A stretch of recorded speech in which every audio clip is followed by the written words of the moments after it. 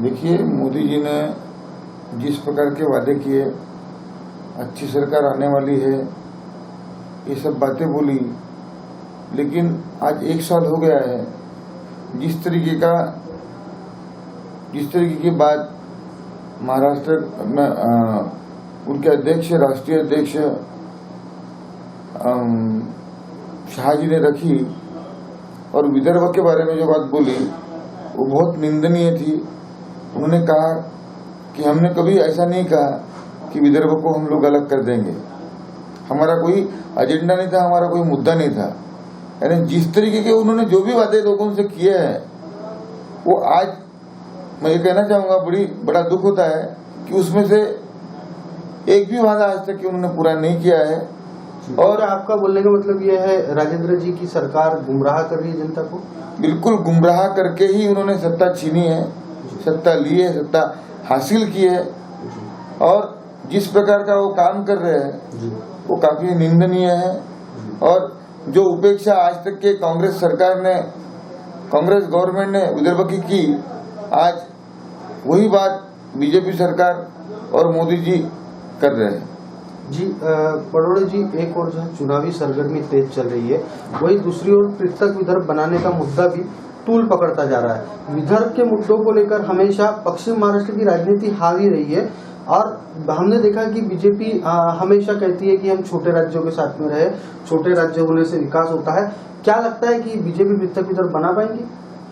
छोटे राज्य होने से विकास होगा, ये तो घटना में भी लिखा गया है। जिस घटना में बाबा साहब अम्बेडकर जी ने लिखा है कि जितने छोटा राज्य रहेगा उनका विकास अधिक होगा। ये बात कहना आसान है, बीजेपी ने बात कह तो दी लेकिन वो कर नहीं रहे, इसका दुख है। हम लोग चाहते कि विदर्भ अलग हो। मैं भी कुछ इस नागपुर जिला उपाध्यक्ष हूँ बसपा बहुजन समाज पार्टी का। हमारा भी वही था, लेकिन हम लोग किसी कारणवश या लोगों के वजह से लोगों ने हमको इतना सराहा नहीं, चाहा नहीं, इसके वजह से हम लोग कुछ इतना अच्छा परफॉर्म नहीं कर पाए पूरे महाराष्ट्र में। अगर आने वाले वक्त में अगर हम लोग परफॉर्म करते हैं, हम लोगों को अगर ऐसा जगह मिलता है, तो हम लोग तो पक्की कोशिश ये करेंगे कि विदर्भ को, जो हमारा पहला मुद्दा है, हम लोग पक्का अलग करेंगे। ये बात तो मैं आपको ऐसा बोल सकता हूँ।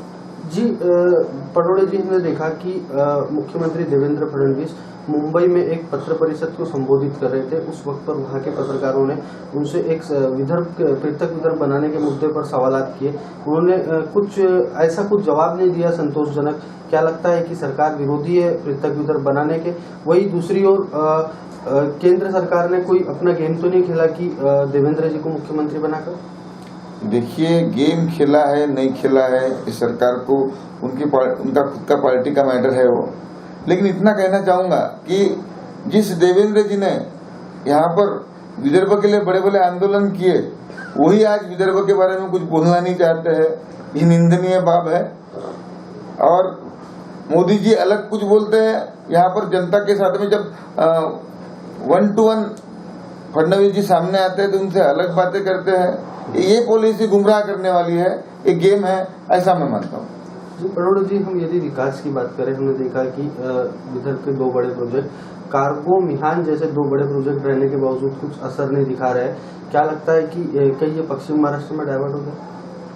ये तो एक बात तो मैं कहूँगा, कोई राजकारण की बात नहीं है, लेकिन यहाँ के जो विदर्भ के लोग हैं उनके साथ में इतनी बड़ी उनके जो रोजगार जो एम्प्लॉय, यहाँ के जो स्टूडेंट है, जो पढ़ लिख के बड़े हो, इंजीनियर्स है, डॉक्टर्स है, जो भी लोग हैं यहाँ पर जो पढ़ लिख के बड़े हो रहे हैं, उन लोगों के साथ में तो इतना बड़ा अन्याय है कि हम लोग सोच भी नहीं सकते। जिस चीज को हमने आज से 5 साल पहले खत्म कर देना चाहिए था, वो आज भी चल रहा है। हम लोग खाली पेपर में देखते हैं कि मिहान बढ़ रहा है, मेट्रो आ रही है, ऐसा हो रहा है, वैसा हो रहा है, लेकिन स्पीड जैसी होनी चाहिए वो स्पीड नहीं है। ये बात है। ये मराठवाड़ा में जाने का तो सवाल ही पैदा नहीं होता। मराठवाड़ा में अगर जाते हैं तो इससे बड़ा झटका विदर्भ के लिए, इससे बड़ा अन्याय हो ही नहीं सकता। अगर ये लेके जाते हैं मराठवाड़ा में तो मैं कहूंगा कि विदर्भ के लोगों के साथ में बहुत बड़ा अन्याय होगा, अपमान भी होगा साथ में ही, ऐसी बात है। जी एक आखिरी सवाल, विकास के मुद्दे को लेकर ही साउथ वेस्ट नागपुर, दक्षिण पश्चिम नागपुर मुख्यमंत्री देवेंद्र फडणवीस का विधानसभा क्षेत्र है। और साउथ वेस्ट नागपुर, हमें साउथ वेस्ट नागपुर में ही विकास नहीं नजर आता। सड़क पर गड्ढे हो या फिर गार्डन की बात हो या किसी भी प्रकार की बात हो, क्या लगता है? सही बात है। मुख्यमंत्री जी के साथ मैं ही लड़ा था इलेक्शन में, उनके खिलाफ में मैं आ रहा हूँ। यही मेरे मुद्दे थे कि पिछले 3 टर्म उनको यहाँ से चुन के दिया गया, फिर भी यहाँ के बारे में, विकास के बारे में उन्होंने कुछ भी नहीं सोचा। आज भी सबसे ज्यादा जो प्रॉब्लम है साउथ वेस्ट में ही है, दक्षिण पश्चिम विधानसभा में ही है। और इसका कारण मुझे ऐसा लगता है कि उनको सिर्फ चुन के आना है ये क्षेत्र से, इसका विकास नहीं करना है, मंसूबे कुछ और है।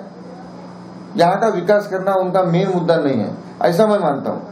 इनके दक्षिण पश्चिम के विकास के बारे में वो सोचते भी नहीं है, ऐसा मेरा ख्याल है। बहुत बहुत धन्यवाद। Thank you.